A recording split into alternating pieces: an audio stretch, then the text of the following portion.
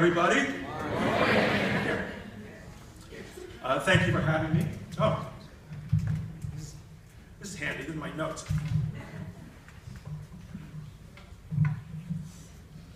Thank you for having me here today. And happy Earth Day to you all. So I want to talk to you today about Earth Day. I want to talk to you about water. And I want to talk to you a little bit about my accidental career.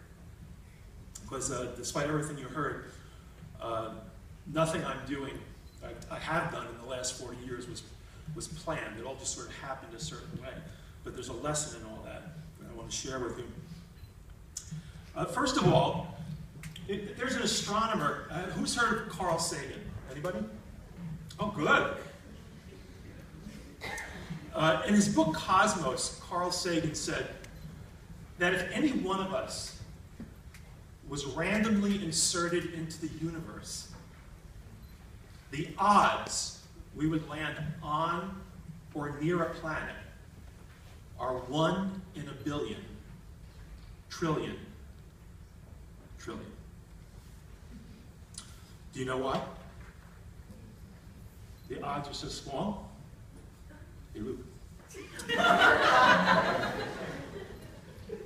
Because space is mostly space. Matter of fact, the Voyager spacecraft, which was launched in 1976, just left our solar system a few months ago. It's 12 billion miles away from our sun. Anybody know how long it's going to be before it reaches the next star? 40,000 years. Because it's space. Space is space. Planets are that far apart. Suns are that far apart. So the odds you would land on or near a planet, randomly inserted into the universe, are 1 in a billion, trillion. The odds you would land on or near a planet that's inhabitable is far, far smaller. Who knows why? Because there are so few planets that have water.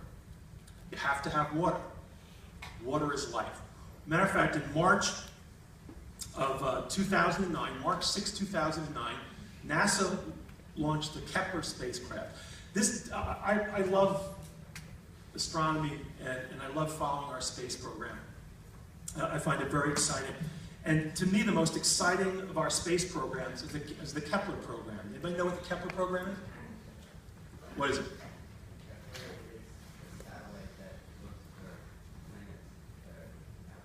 It's looking for planets in the habitable zone of stars outside of our solar system. Which means what? Planets that can support liquid water. They're looking for planets that can support liquid water because water is life. On our planet, water is life, and there's not as much of it as you think.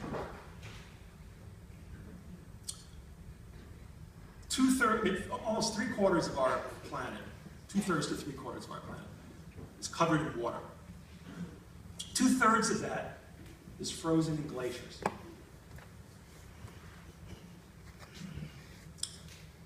2.75% of the water on Earth is fresh water, water that we can drink. But of all the water on Earth, the amount of water that's accessible to us, the fresh water that we can use for drinking, for agriculture, and for our daily needs, is 0.007% of the water on the planet. 0.007%. That's how precious water is on our planet. I was randomly inserted into the universe in Yonkers, New York. And growing up in Yonkers, New York, there was only 3 things that we knew about the Hudson River. And Yonkers is right next to the Hudson River. The one thing we knew about the Hudson River was the good Lord put it there to separate New York from New Jersey.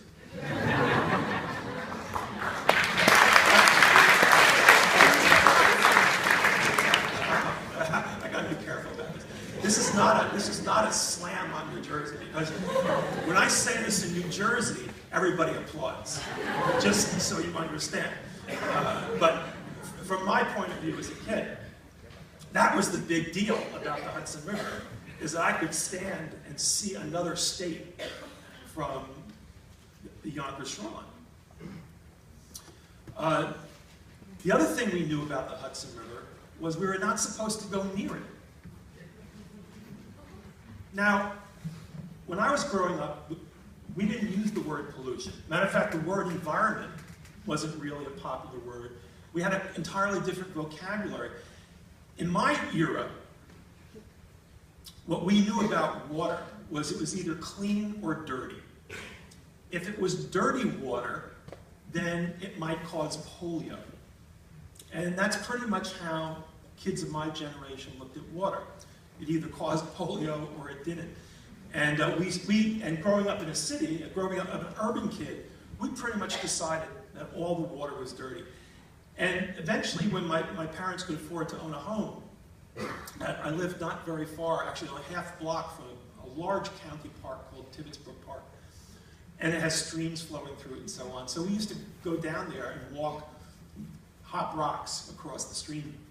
And if we got ourselves wet, the first thing we would do is go home and wash the polio off of ourselves. Because we actually thought that that's what happened. And matter of fact, our idea of clean water was anything that smelled like chlorine.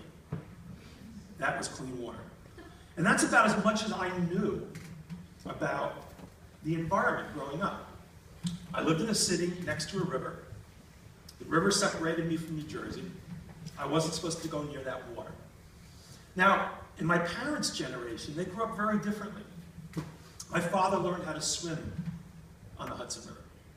Matter of fact, the way they learned how to swim was that Monsignor Brown from St. Peter's would take all the kids down to the river.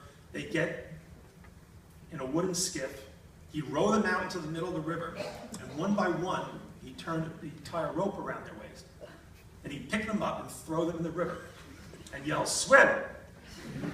And so my father learned how to swim. And my father said the first time they threw him in, he said he started going like this, and Monsignor Brown said, "You're not swimming."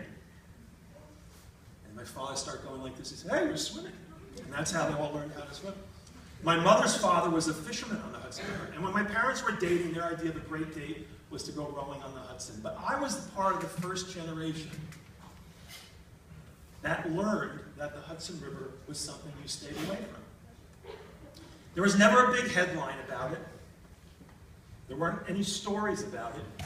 It was just something that was accepted as the price of progress.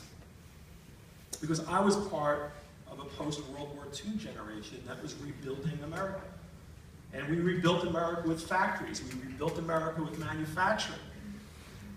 Rivers were necessary to factories and manufacturing. For power, for processed water, but for what else? Waste. They were convenient.